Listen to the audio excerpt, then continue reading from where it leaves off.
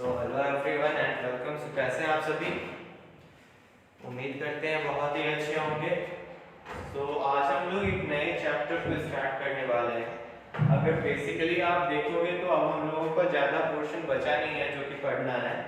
एक पोर्शन आपका एपी बचा हुआ है जो हम लोगों के सिलेबस में, दूसरा जीपी एंड एक चैप्टर डिफरेंशिएशन है जो कि आपके सिलेबस में है। तो डिफरेंशिएशन को भी थोड़ा सा वाइज बना दिया गया है, मतलब उसका सारा पोर्शन हटा दिया गया है। तो कैसे, मतलब मोर और लेस आपका सिलेबस आपका खत्म हो गया है। आप डिफरेंशिएशन के पैटर्न को भी देखोगे तो देखोगे कि वहां पे भी आपका ज्यादा प्रॉब्लम जो है वो चेन रूल से रिलेटेड या फिर लॉगरिथमिक फंक्शन से रिलेटेड इन सारे पोर्शन को नहीं दिया गया है। तो आपके लिए अच्छा है कहीं ना कहीं, ठीक है ना। तो अभी हम लोग क्या करते हैं, पहले एपी को स्टार्ट करते हैं एंड देन जीपी पढ़ेंगे। उसके बाद हम लोग डिफरेंशिएशन को स्टार्ट करेंगे। तो चलिए एपी, जीपी या फिर एचपी, जो कि बेसिकली आपके सिलेबस में इस बार नहीं है। तो देखिए एपी, जीपी या एचपी। एपी को बोलते हैं अरिथमेटिक प्रोग्रेशन, ठीक है ना। जीपी को बोलते हैं ज्योमेट्रिक प्रोग्रेशन और एचपी को बोलते हैं हार्मोनिक प्रोग्रेशन। ये तीनों कहां पे अप्लाई होता है, इस तीनों का बात कहां पे किया जाएगा? तो एक टर्म होता है आपका सीक्वेंस और सीरीज। आप बातों को समझो, सीक्वेंस और सीरीज क्या है?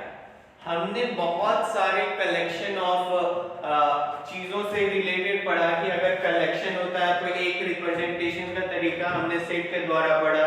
फिर अगर कोई कलेक्शन है तो उसका रिप्रेजेंटेशन का तरीका हमने मैट्रिक्स के द्वारा देखा था कि कुछ ऐसे एरो दे देना है और फिर जिस पैटर्न में जहां पे जो नंबर्स हैं या फिर एलिमेंट है उनको वहां पे हम लोग लिख देते हैं।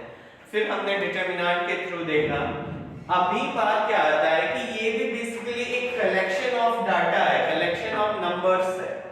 अब कलेक्शन ऑफ नंबर्स जहां आपको दिखेगा तब वहां पे हम लोग चर्चा करेंगे क्या ये जो कलेक्शन ऑफ नंबर्स है यहाँ पे एपी का कुछ दिख रहा है। यहाँ पे क्या बोलेंगे कि ये जो डाटा है ये एपी में है, या ये जो डाटा है जीपी में है, या ये जो डाटा है एचपी में है। तो वो बेसिकली एक कलेक्शन है। अभी सीक्वेंस क्या हो गया? सीक्वेंस बस इसी तरीके का समझो, एक कलेक्शन ऑफ नंबर्स है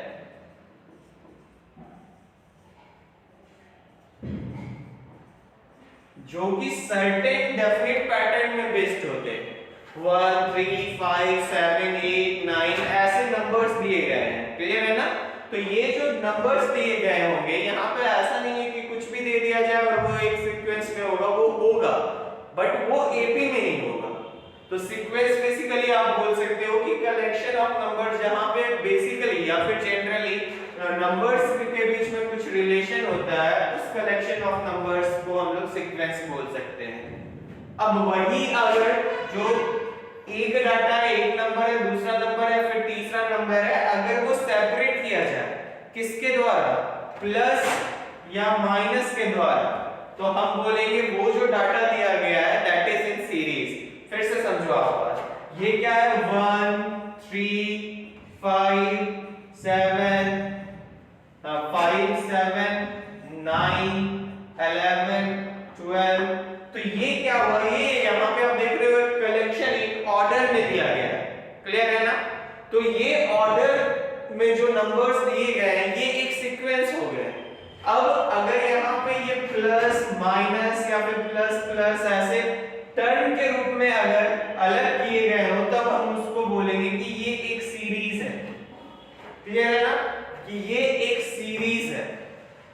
अब बात आता है क्या सर, हर एक सीक्वेंस जो है, मतलब हर एक जो पैटर्न दिया रहेगा 1 3 5 7 8 9 वो एक वे में दिया रहेगा, वहां पे हर एक में रिलेशन कोई रहेगा। जिस जो अभी आपने बोला कि यहाँ पे हर एक नंबर से एक रिलेशन में होने चाहिए, कुछ ना कुछ रिलेशन के बेसिस पे यहाँ लिखे जाने चाहिए। क्या हर एक सीक्वेंस में ऐसा होगा? तो इस केस में नहीं होगा। क्यों? क्योंकि इस केस में आपसे क्वेश्चन वही पूछेगा, सबसे पहला क्वेश्चन आपसे पूछेगा कि आप सीक्वेंस बनाओ। क्लियर है ना? आपको nth टर्म बता दिया जाएगा किसी टर्म का या किसी सीक्वेंस का कि ये nth टर्म का पैटर्न है, इसी पैटर्न पे एलिमेंट बेस्ड है। फिर आप जब एलिमेंट का वैल्यू निकालोगे, सारे एलिमेंट को पता करोगे, फिर आपसे यही क्वेश्चन ही पूछा जाएगा कि क्या ये एपी में है या जीपी में है। क्लियर है ना? तो यहाँ ऐसा जरूरी नहीं है कि एक डेफिनेट रिलेशन होगा बिटवीन टू कंसेक्यूटिव एलिमेंट या टू कंसेक्यूटिव नंबर, वो रिलेशन होगा ऐसा जरूरी नहीं। क्लियर है ना? तो आई होप आप समझ पाए होंगे सीक्वेंस बोलने का क्या मतलब होता है कि बेसिकली एक नंबर पैटर्न, और वही अगर नंबर पैटर्न के बीच में प्लस माइनस दे के दो नंबर्स को अलग किया गया, अलग अलग टर्म का फॉर्मेशन किया गया है, तो उसको हम लोग क्या बोलते हैं? सीरीज बोलते हैं। अब देखिए ये क्या हो गया? First term that is a, इसको हम लोग बोलते हैं फर्स्ट टर्म। ठीक है ना? दूसरा जो नंबर आएगा वो आपका कहलाएगा सेकेंड टर्म।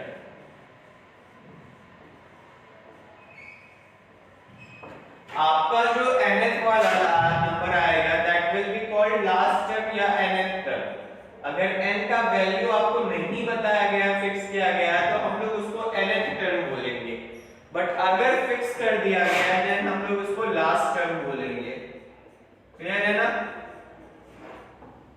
अब बातों पे आते हैं कि ये जो एपी जीपी एचपी है, हमने आपको क्या बताया कि ये किसी सीक्वेंस या फिर सीरीज के केस में पूछा जाएगा। आपको कोई एक सीक्वेंस दे दिया जाएगा या फिर एक सीरीज दे दिया जाएगा, आपसे क्वेश्चन पे पूछा जाएगा कि क्या भाई साहब ये एपी में है, क्या ये सीक्वेंस जीपी में है, क्या ये एचपी फॉलो कर रहा है, आप मुझे ये बताओ। क्लियर है ना?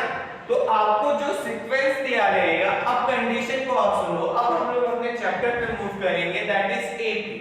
अब एपी का कंडीशन क्या है कि भाई साहब अगर सीक्वेंस के बीच में बिटवीन टू कंसेक्यूटिव नंबर्स जो डिफरेंस आ रहा है दैट इज सेम, तो हम क्या बोलते हैं कि वो एपी में है। फिर से समझो, अगर आप सही टर्म में बोलना चाहोगे तो आप बोलोगे कि सर जी अगर कॉमन डिफरेंस सेम हो गया तो वो जो सीक्वेंस है that will be in AP. अब कॉमन डिफरेंस बोलने का मतलब क्या होता है? ध्यान से समझिए, कोई एक सीरीज है 1 3 5 7 9 11 डॉट डॉट डॉट। अभी कॉमन डिफरेंस बोलने का मतलब क्या हो गया? अब जैसे ही मैं डिफरेंस आपको बोलूं, आपको क्या करना है? t2 t1, इसका क्या हो जाएगा? ये हो गया सेकेंड टर्म, ये हो गया फर्स्ट टर्म, तो 3 1 दैट इज 2 सेकेंड। इसी तरह फिर से हम लोग डिफरेंस निकालेंगे तो क्या हो जाएगा? Second difference will be 3 t3 that is 5 3 that is 2। उसी तरीके से नेक्स्ट डिफरेंस क्या हो जाएगा? तो आप क्या बोलेंगे? t4 t3 that is 7 5 that is 2। तो आप क्या देख रहे हो कि ये डिफरेंस जो हम लोग निकालते जा रहे हैं, ये डिफरेंस सेम होना चाहिए। अगर ये डिफरेंस सेम है तो हम क्या बोलते हैं? ये डिफरेंस कॉमन है, एंड इसी डिफरेंस को हम लोग नाम दे दिए कि कॉमन डिफरेंस। तो अब जब आप देखोगे बुक में लिखा रहता है कॉमन डिफरेंस सेम होना चाहिए, इसका मतलब कुछ नहीं है। Difference between two consecutive term should be same. दो कंसेक्यूटिव टर्म, दो लगातार टर्म के बीच का डिफरेंस सेम होना चाहिए। अगर किसी सीक्वेंस में दो लगातार टर्म के बीच से आपका डिफरेंस सेम हो रहा है, देन आप बोलोगे कि वो जो डाटा दिया गया है, सीक्वेंस दिया गया है that is in AP. Clear है ना? अब आपसे क्वेश्चन पूछा जाएगा, तो ये बेसिकली इसका आउटले था। अभी हम लोग क्या करते हैं, इसमें एक्सरसाइज पे डायरेक्ट आते हैं, एंड देन हम लोग धीरे धीरे मूव करते चलेंगे और कुछ और बातों को हम लोग डिस्कस करेंगे। ठीक है ना?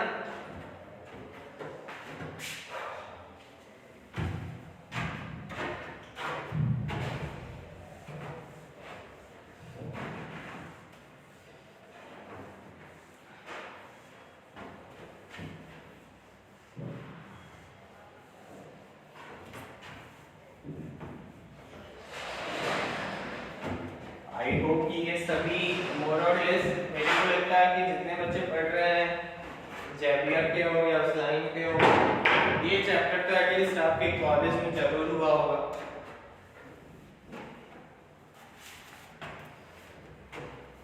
तो एक्सरसाइज 1A पे हम लोग आते हैं और बुक है आपका SBPD Rajiv Bansal business statistics and mathematics. चलिए मूव करते हैं। पहला क्वेश्चन आपका दिया गया है कि write a sequence whose nth term is n divided by n plus 1। मतलब आपको सीक्वेंस बनाने बोल रहा है जिसका nth टर्म क्या है। तो nth टर्म जो है वो किस पैटर्न पे बेस्ड है, n by n plus 1। अभी देखिए मैंने आपको क्या बोला कि सीक्वेंस में क्या होते हैं, बहुत सारे टर्म होते हैं। तो यहाँ पे बेसिकली आपको क्या हिंट दिया है कि आपका जो टर्म का पैटर्न होने वाला है वो क्या होने वाला है, तो n divided by n plus 1। अब इसी पैटर्न पे बेस्ड आपको एक सीक्वेंस तैयार करना है। तो सीक्वेंस तैयार करने के लिए आप पहला टर्म निकालोगे, दैट इज t1। क्या हो जाएगा, तो आप बोलेंगे कि सर जी tn का वैल्यू क्या दिया हुआ है। tn बेसिकली बोलने का मतलब क्या है कि nth टर्म का पैटर्न वो दिया है आपका n divided by n plus 1। तो अब t1 में जब आप फर्स्ट टर्म निकाल रहे हो तो आपको सोचना है वो फर्स्ट टर्म वहां पे n का वैल्यू क्या हो जाएगा, तो 1 हो जाएगा। तो आप यहां पे सिर्फ 1 पुट करें, that is 1 divided by 1 plus 1। ये क्या हो जाएगा 1/2। ये आपका पहला टर्म हो गया। नेक्स्ट देखिए इसी तरीके से सेकंड टर्म क्या हो जाएगा, तो आप क्या बोलेंगे कि सर यहाँ पे n का वैल्यू 2 है। तो n की जगह आप 2 को पुट करो, 2 divided by 2 plus 1 that is 2/3।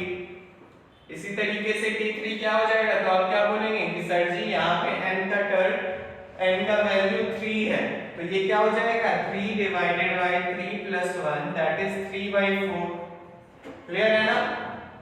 t4 क्या हो जाएगा, तो आप क्या बोलेंगे कि sir ji 4 divided by 4 plus 1 that is 4/5। तो अब हमारा सीक्वेंस क्या आ गया, that is 1/2 2/3 3/4 4/5 dot dot dot dot dot last term क्या है n/n प्लस 1। तो ये आपका सीक्वेंस है। अब क्वेश्चन आपसे ये भी पूछा जा सकता था कि क्या ये सीक्वेंस एपी में है, ये बताइए। तो अब आप एपी वाला कांसेप्ट लगाते हैं, आप एपी में है या नहीं डाटा कैसे चेक करते हैं, तो डिफरेंस निकालते हैं बिटवीन टू टर्म। तो आप पहले इसका और इसके बीच डिफरेंस निकालिए, that is t2 minus t1। क्या हो जाएगा, तो 2/3 माइनस 1/2 दैट इज 6 माइनस 6 आ गया एलसीएम में, 2 2 जा 4 माइनस 3 दैट इज 1/6 डिफरेंस आ गया। नेक्स्ट डिफरेंस चेक कीजिए t3 minus t2 that is t3 का वैल्यू कितना है 3/4 माइनस t2 का वैल्यू कितना है 2/3। क्या हो जाएगा ये, तो आप बोलेंगे 4 3 का एलसीएम 12 3 3 जा 9 माइनस 4 3 जा 8 दैट इज 1 डिवाइडेड बाय 12 3 3 जा 9 4 2 जा 8। t4 माइनस t3 का आप चेक करो, देखो क्या आता है। आप क्या बोलोगे कि 4/5 माइनस 3/4 दैट इज क्या हो जाएगा, तो आप बोलेंगे कि सर जी ये आपका हो जाएगा 5 4 का एलसीएम 20 4 4 जा 16 माइनस 5 3 जा 15 दैट इज 1/20। तो हम क्या पा रहे हैं इनका कि ये जो सीक्वेंस है हमारा, ये सीक्वेंस एपी में नहीं है। तो आपसे इसमें दो क्वेश्चन बन सकता है। पहला क्वेश्चन क्या बन सकता है कि आप सीक्वेंस निकालो, और दूसरा क्वेश्चन आपका क्या बन सकता है कि अगर ये सीक्वेंस, क्या ये सीक्वेंस एपी में है या नहीं है, आप ये बताओ। क्लियर है ना। आई होप आप समझ पाए होंगे। चलिए नेक्स्ट क्वेश्चन पे हम लोग मूव करते हैं।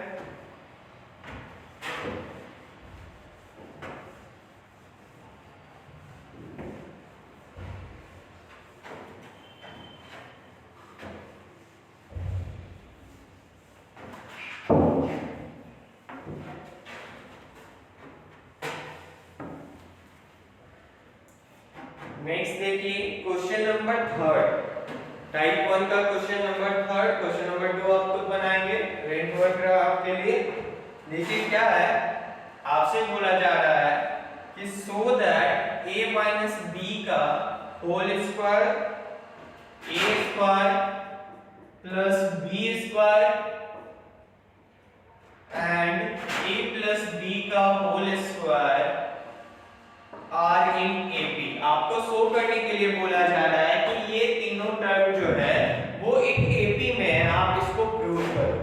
तो अब हम लोग कैसे प्रूव करते हैं, जो कंसेप्ट है सिर्फ वही कंसेप्ट को अप्लाई करना है। डिफरेंस निकालेंगे किसके किसके बीच, तो दो लगातार टर्म के बीच डिफरेंस निकालेंगे। क्या हो जाएगा ये t2 minus t1 that is a square plus b square minus a minus b का होल स्क्वायर। ठीक है ना, इसको सॉल्व करिए क्या हो जाएगा a square plus b square minus a minus b का होल स्क्वायर क्या होगा, तो आप क्या बोलेंगे कि सर जी क्या हो जाएगा इसका a square plus b square minus 2ab।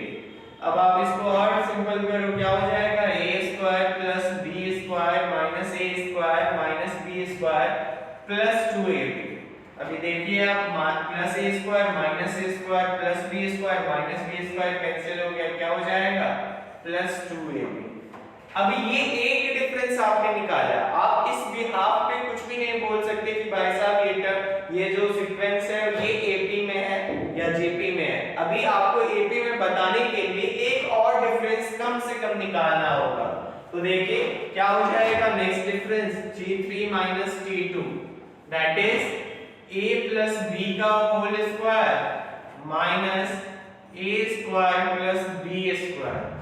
a plus b का होल स्क्वायर क्या होता है a square plus b square plus 2ab minus आप इसको और सिंपल करोगे क्या हो जाएगा minus a square minus b square. ध्यान से देखिए minus a square plus a square cancel plus b square minus b square cancel, क्या बच गया 2ab।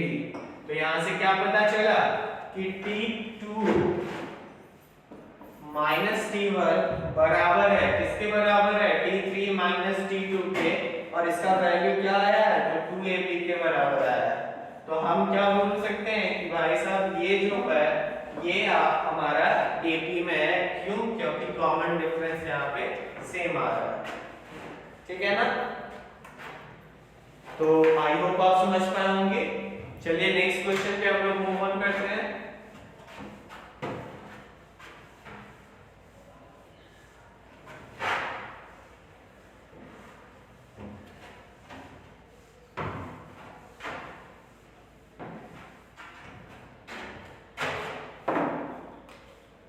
तो ये था आपका क्वेश्चन नंबर 3।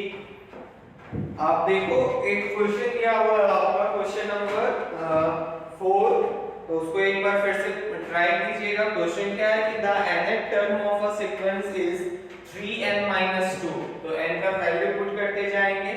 अब दूसरा आपसे पूछा है कि is this sequence in AP, तो यहाँ पे मोर और लेस होना चाहिए AP में, क्यों, क्योंकि अगला क्वेश्चन आपका दिया है if so find its 10th term. तो एक बार आप देखेंगे पहले आप सीक्वेंस को निकालिए, क्या वो AP में है उसको निकालिए, और अगर AP में होगा तो आप वहां से क्या करिए T10 का वैल्यू पुट कर दीजिए।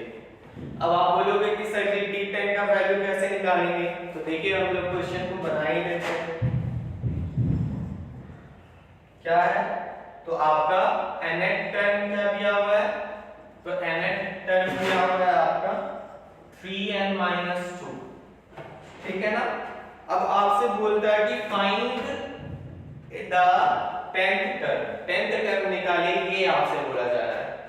तो अभी हम लोग क्या करते हैं, पहले n का वैल्यू T1 निकालने के लिए n का वैल्यू 1 पुट करते हैं, that is 3 into 1 minus 2, that is 3 minus 2, that is 1।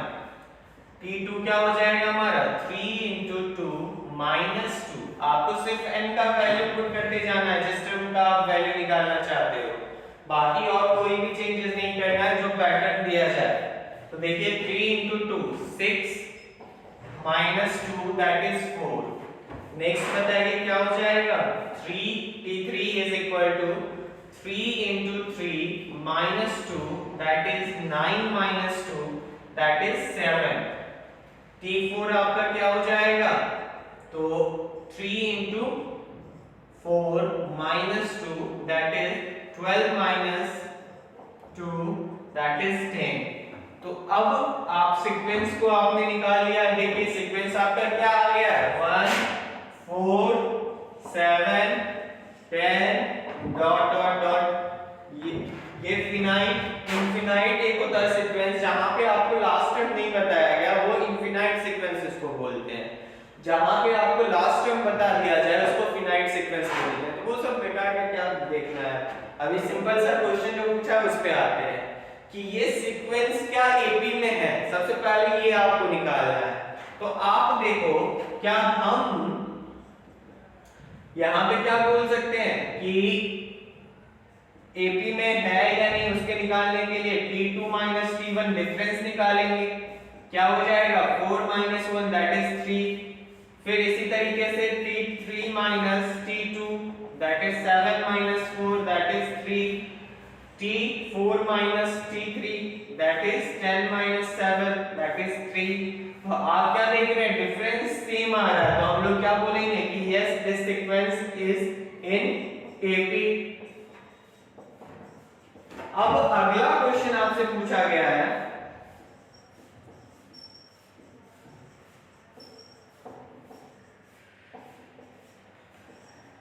कि अगर ये एपी में है तो आप इसका 10th टर्म बताइए। अभी आप क्या देखिएगा कि यहां पे आप एक चीज देखेंगे, इसको हम लोग लिख सकते हैं 1 + 3, ठीक है ना। इसको हम लोग क्या लिख सकते हैं, तो 1 + 6, ठीक है। इसको हम लोग क्या लिख सकते हैं, 10 को 1 + 9। अभी थोड़ा सा और सिंपल करते हैं। यहां पे जो 1 + 6 है इसको हम लोग क्या लिख सकते हैं, 1 + 3 × 2। यहां पे जो 1 + 9 है इसको हम लोग क्या लिख सकते हैं, 1 + 3 × 3। अब थोड़ा सा इसको और सिंपल करते हैं। इसको हम लोग क्या लिख सकते हैं, 1 +, ध्यान से देखिए, 3 × 2। तो इसको हम लोग लिख सकते हैं, यहां पे हम लोग इसको लिख सकते हैं, पहले इस पे आते हैं। तो देखिए आपका डिफरेंस क्या आ रहा है, दैट इज 3। तो क्या हम इस टर्म को बोलने का मतलब क्या, सेकेंड टर्म को हम कुछ ऐसा नहीं लिख सकते हैं कि 1 + d। क्यों, क्योंकि 1 तो आपका पहला टर्म था, आपका दूसरा जो डिफरेंस है क्या है, 3 है। तो आप 4 को 1 + 3 लिख सकते हो और आप इसको क्या लिख सकते हो, 1 + d। क्लियर है ना। नेक्स्ट आप देखो ये क्या है, 7 है, ये क्या है, थर्ड टर्म है। थर्ड टर्म को हम लोग क्या लिख रहे हैं, तो 1 + 3 × 2 दैट इज 1 + 2 × 3 को हम लोग क्या बोल रहे हैं, डिफरेंस, दैट इज डिफरेंस आया है। तो क्या हम इसको लिख सकते हैं 1 + 2d। क्लियर है ना। अब इसका आप देखो, इसको हम लोग क्या लिख सकते हैं, 1 + 3 × 3। अब 3 क्या था, हमारा डिफरेंस था, तो हम लोग इसको क्या लिख सकते हैं कि 1 + 3d। अब इसको थोड़ा सा आप और समझो, इस 1 को हम लोगों ने क्या बोला, पहला टर्म है दैट इज a। तो अब जहां जहां 1 है आप वहां पे a लगा दो, that is a + 2d, a + 3d। तो अब आप क्या देख पा रहे हैं कि दूसरा टर्म को हम लोग क्या लिख सकते हैं, t2 = a + d। Second term है तो 2 - 1 दैट इज d। t3 को हम लोग क्या लिख रहे हैं, that is a + 2d।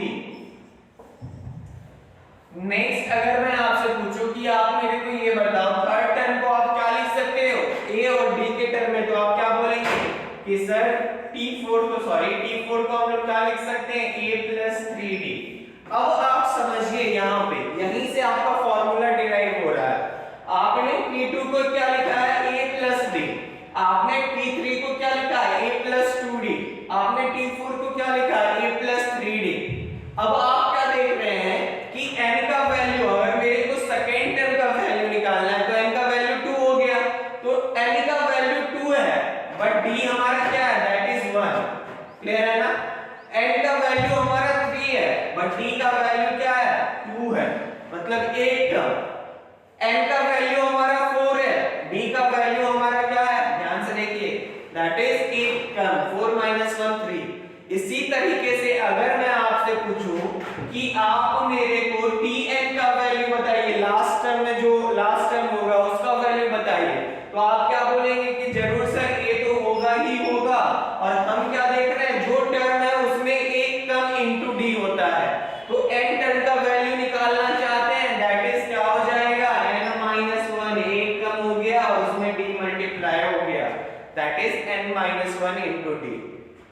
Clear है ना?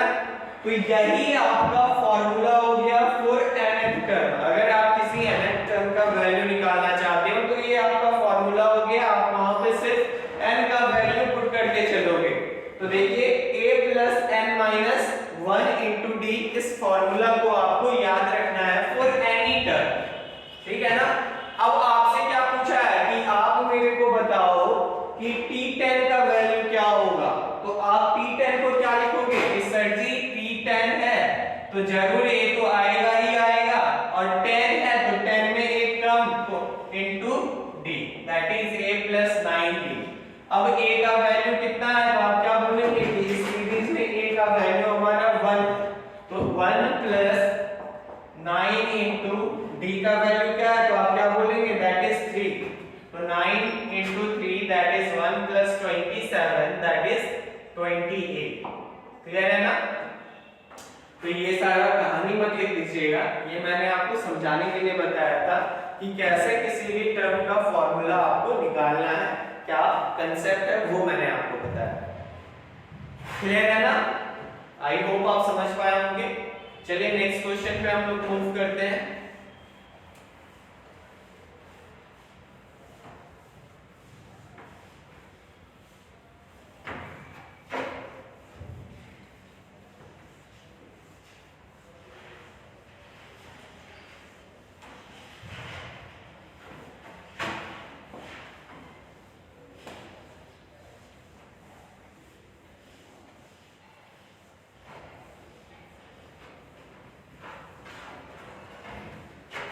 अभी टाइप 2 पे आते हैं, और टाइप 2 जो आपका बेस्ड है वो बेसिकली बेस्ड है आपका Tn, मतलब किसी भी टर्म के वैल्यू पे बेस्ड है।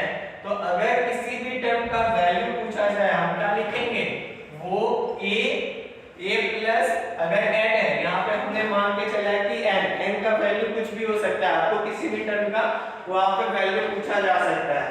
तो हमने क्या माना है कि a प्लस क्या हो जाएगा, आप क्या बोलेंगे n माइनस 1 इंटू डी, ये आपका हो जाएगा।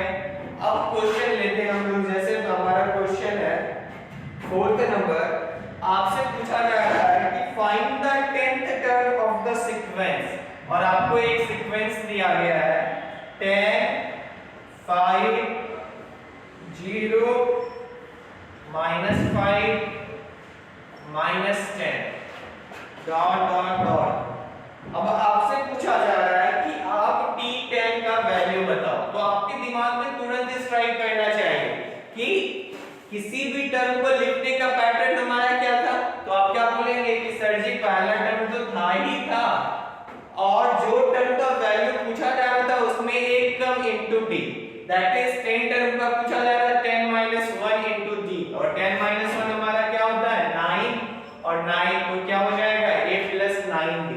अब यहाँ पे आप देखो a का वैल्यू कितना है, आप क्या बोलेंगे कि सर जी a का वैल्यू हमारा a है, दैट इज 10 है। अब आपसे पूछा जाएगा कि डिफरेंस d का वैल्यू क्या है, तो d कैसे निकालते हैं, second term minus first term. Second term का वैल्यू क्या दिया हुआ है आपको 5, और फर्स्ट टर्म का आपका वैल्यू क्या दिया हुआ है 10, तो 5 - 10 दैट इज -5, यही आपका d का वैल्यू हो गया। अब आपका T10 का वैल्यू क्या हो जाएगा, तो आप क्या बोलेंगे कि that is a plus 9d, तो a का वैल्यू आपका 10 है, तो 10 plus 9 into D that is 9 into -5, ये आपका क्या हो जाएगा 10 -45, 10 -45 दैट इज -35, तो ये आपका 10 टर्म का वैल्यू निकल गया। तो आपने क्या देखा कि आपको किसी भी टर्म का वैल्यू निकालना है, आपके पास सिर्फ दो डाटा रहना चाहिए, पहला टर्म और दूसरा उसका कॉमन डिफरेंस या फिर डिफरेंस। आप अगर आपको पिछले वाला भी टर्म दिया हुआ है ना, तो आप वहां से भी वैल्यू निकाल सकते हो। क्लियर है ना? तो कैसे निकाल सकते हो, थोड़ा सा देखो, यहाँ पे 10 है, 5 है, 0 है, -5 है, -10। अब यहाँ पे पिछला टर्म क्या है 10। अब नेक्स्ट टर्म पे देखते हैं कि पिछले वाले टर्म से नेक्स्ट टर्म कैसे डिराइव किया जा सकता है। तो यहाँ पे क्या है, इसको क्या हम ऐसे नहीं लिख सकते सकते हैं 10 माइनस 5 दैट इज 5 लिख सकते हैं। नेक्स्ट आप देखो आपका पिछला वाला टर्म 5 है, क्या हम इसको ऐसे नहीं लिख सकते 5 माइनस 5 दैट इज 0, क्लियर है। नेक्स्ट आपका माइनस 5 है और ये जो नेक्स्ट टर्म है पिछले टर्म पे डिपेंड कर रहा है, मैं ये आपको बता रहा हूं। तो पिछले टर्म का तो आपको यूज करना पड़ेगा। पिछले टर्म में क्या वैल्यू है, देखिए पिछले टर्म का वैल्यू है 0, तो क्या हम इसको ऐसे नहीं लिख सकते 0 माइनस 5 दैट इज माइनस 5।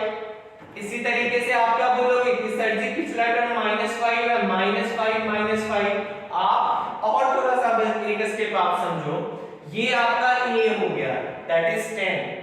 अब इस a का लफड़ा लगाते हैं दैट इज यहां पे प्रीवियस टर्म हमारा 10 था, तो 10 माइनस क्या हम लोग इसको d नहीं लिख सकते हैं, ध्यान से देखिए d का वैल्यू क्या है -5, तो -5 को हमने d लिख दिया, तो ये क्या हो गया previous term plus common difference. इसी तरह अगले वाले में आएंगे, तो देखिए प्रीवियस टर्म हमारा क्या था 5, तो 5 और -5 हमारा क्या है कॉमन डिफरेंस, तो फिर से हम इसको लिख सकते हैं previous term plus common difference. इसी तरीके से देखिए प्रीवियस टर्म 0 था आपका, हम इसको क्या लिख सकते हैं previous term plus common difference that is 3। इसी तरीके से इसको हम लोग क्या लिख सकते हैं previous term plus common difference. तो अगर आप दो मेथड से वैल्यू निकाल सकते हो, अगर उसके प्रीवियस वाला टर्म आपको पता है और उसका कॉमन डिफरेंस पता है उस सीक्वेंस का, तो आप उसमें वैसे भी निकाल सकते हो प्रीवियस टर्म प्लस उसमें कॉमन डिफरेंस ऐड कर दो, आपको वहां का वैल्यू आ जाएगा उस टर्म का। लेकिन आपको यहाँ पे T10 का वैल्यू निकालना था, आपको T9 तो पता नहीं है, जिसमें आप कॉमन डिफरेंस ऐड करोगे T10 आ जाएगा, तो वहां पे आपको क्या करना होगा यही अप्लाई करना होगा ये formula that is a plus n minus 1 into d, ठीक है ना। आई होप आप लोग समझ पाए होंगे।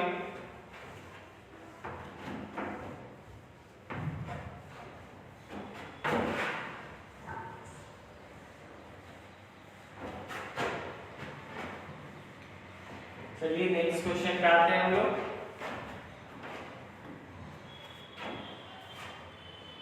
क्वेश्चन नंबर 5 आपके लिए रेंट वर्क का, क्वेश्चन नंबर 6 आपका थोड़ा सा अलग है, इसको हम लोग देखते हैं। क्वेश्चन नंबर 6 में क्या बोला जा रहा है कि how many terms are there in AP, और आपको AP दिया गया है that is 1 minus 1 3 5 7 9 dot dot dot 99। अब आप ये समझो बातों को कि आपको यहाँ पे क्या किया है, यहाँ पे आपको लास्ट टर्म का वैल्यू दे दिया है, क्लियर है ना। मतलब अगर आप सिंबॉलिकल फॉर्म में समझना चाहो दैट इज n का वैल्यू दे दिया है, और ये पूछा जा रहा है ये किस टर्म का वैल्यू है आप ये बताएं। अभी हमने क्या पढ़ा था कि भाई साहब अगर किसी भी टर्म का मेरे को वैल्यू पता करना है तो यहाँ पे किसी भी टर्म का वैल्यू दैट इज 99, और 99 किसी भी टर्म का वैल्यू पता करना है तो हम उसको कैसे लिखते हैं a plus n minus 1 into d, और हमें किसका पता करना है कि 99 किस टर्म का वैल्यू है। तो अब हम यहाँ पे क्या करेंगे, यहाँ पे a और d का वैल्यू पुट करेंगे। देखिए a का वैल्यू क्या है 1 plus n minus 1 into d, n minus 1 that is n minus 1, और d का वैल्यू क्या हो जाएगा, तो आप d निकालेंगे that is 3 minus 1 that is 2, तो 10 माइनस 1 इनटू 2 क्या हो जाएगा ये 99 that is 1 plus 2n minus 2, तो 2n is equal to 99 minus 2 plus 1 minus 1 हो जाएगा, और ये इधर आएगा दैट इज प्लस 1, तो दैट इज 100, तो 2n का वैल्यू आपका कितना हो गया 100, तो n का वैल्यू आपका कितना हो जाएगा 100/2 दैट इज 50, क्लियर है ना। तो ये 50 टर्म का वैल्यू था। इसी तरीके से नेक्स्ट क्वेश्चन है आपका क्वेश्चन नंबर 7, देखिए वहां 65 का पूछा जा रहा है, एक बार ट्राई करेंगे आप लोग। क्वेश्चन नंबर 8 पे हम लोग देखते हैं थोड़ा सा अलग है, उसको भी हम लोग सॉल्व करने का प्रयास करते हैं।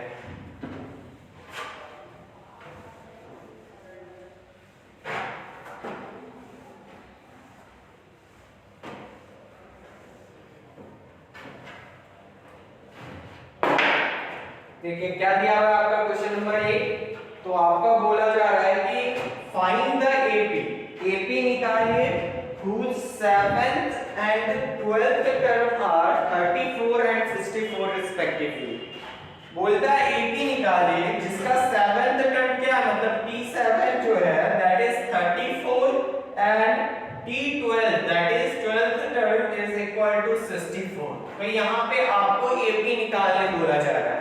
अभी फिर से आप समझो, आपको एपी निकालने के लिए मैंने क्या बोला है कि कम से कम दो चीज तो एकदम आपको चाहिए ही चाहिए, दैट इज पहला टर्म ए एंड दूसरा आपका common difference that is D. तो अब आपको क्या करना है, आपको दिख रहा होगा कोई हिंट नहीं दिया है बट यहाँ पे हिंट दिया हुआ है। क्या हिंट है तो देखिए ध्यान से, आप T7 को क्या आप इसको T7 को क्या लिखेंगे हम लोग A और D के फॉर्म में। तो आप क्या बोलोगे कि सर 7th टर्म को लिखना है तो A तो होगा ही प्लस 7 माइनस 1 इंटू डी, क्योंकि 7 टर्म है तो 1 कम इंटू डी, तो 7 माइनस 1 इंटू डी मतलब 6d। तो कहीं ना कहीं T7 बोलने का मतलब क्या हो गया 8 प्लस 6d, और इसी का वैल्यू आपको क्या बता रहा है 34। नेक्स्ट देखिए फिर आप क्या बोलिएगा T12 का वैल्यू निकालना है सर, तो ये A तो होगा ही होगा और 12 टर्म का निकालना है तो 12 माइनस 1 दैट इज 11d, मतलब T12 मतलब 8 प्लस 11d हो गया और इसी का वैल्यू 64 के बराबर हो गया। तो आप कुछ ऐसे बोलेंगे। अब आपको A और D का वैल्यू निकालना है तो आप सिंपली क्या करो माइनस कर दो, क्या हो जाएगा a माइनस a कैंसिल हो गया, 6d माइनस 11d ध्यान देना है 6d माइनस 11d क्या हो जाएगा, तो क्या बोलिएगा कि सर जी माइनस 5d होगा, ठीक है ना। 34 माइनस 64 तो माइनस 64 बड़ा है क्या हो जाएगा माइनस 0 दैट इज 30 माइनस 30। अब देखिए माइनस माइनस कैंसिल हो गया, d इज इक्वल टू क्या हो जाएगा 30 डिवाइडेड बाय 5 दैट इज 6। तो d का वैल्यू आपको क्या आ गया है 6 आ गया है। अब आप किसी भी इक्वेशन में d का वैल्यू पुट करके a का वैल्यू निकाल लीजिए तो क्या हो जाएगा, क्या बोलिएगा कि सर पहले इक्वेशन में पुट करते हैं that is a into a plus 6 into 6 that is equal to 34। ये देखिए क्या हो गया, a का वैल्यू आपको क्या दिया हुआ है, तो a का वैल्यू आपको दिया गया है दैट इज निकालना है हम लोगों को 6 into 6 36 is equal to 34। तो a is equal to क्या हो जाएगा 36 minus 34 that is 2। तो ये आपका a का वैल्यू आ गया, ठीक है ना। तो ये आपका a का वैल्यू आया। अब आपको a का वैल्यू आ गया, आप तुरंत फटाफट बता दो कैसे बताओगे बताओ। अभी मैंने आपको जस्ट बताया पहला टर्म तो 2 हो गया, अब अगला टर्म निकालना है। आप क्या बोलेंगे sir ji 2 plus common difference that is 6, 2 plus 6 8। अगला टर्म निकालना है, आप क्या बोलेंगे कि प्रीवियस टर्म मेरा 8 है उसमें कॉमन डिफरेंस ऐड करेंगे 8 प्लस 6 14। फिर अगला टर्म निकालना है, आप क्या बोलेंगे कि 14 प्लस 6 दैट इज 20। इसी तरीके से आप निकाल दो, हो गया ये, ठीक है ना। ये इंपॉर्टेंट टाइप है, आपके एग्जामिनेशन में आता है तो अच्छे से इसको बना लेना है। तो अब अभी आपको क्या करना है कि क्वेश्चन नंबर 9 को छोड़ दीजिएगा, उसको हम बताएंगे। बाकी बात क्वेश्चन नंबर 11 इंपॉर्टेंट है, ध्यान से इसको बनाना है, ठीक है ना। वो भी कॉमन डिफरेंस वाले कांसेप्ट पे बेस्ड है, t2 t1 is equal to 3 t2। तो एक बार इसको प्रयास करेंगे।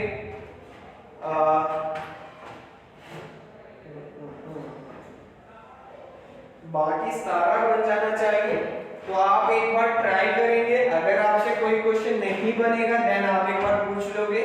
आज का क्लास यहीं तक रहने देते हैं। क्वेश्चन नंबर 9 को छोड़ के आप सारा यहाँ कम से कम आज इतना क्वेश्चन आपको बनाना है। ये आपका होमवर्क रहा या पेपर जो आपको अच्छा लगता है उसको समझ लीजिए और बनाना है सिंपल भाषा में, ये नहीं कर सकते, ठीक है ना। तो चलिए आज का क्लास यहीं तक रहने देते हैं, मिलते हैं आप लोग नेक्स्ट क्लास में। तब तक मजे में रहिए, अच्छे से रहिए, खुश रहिए।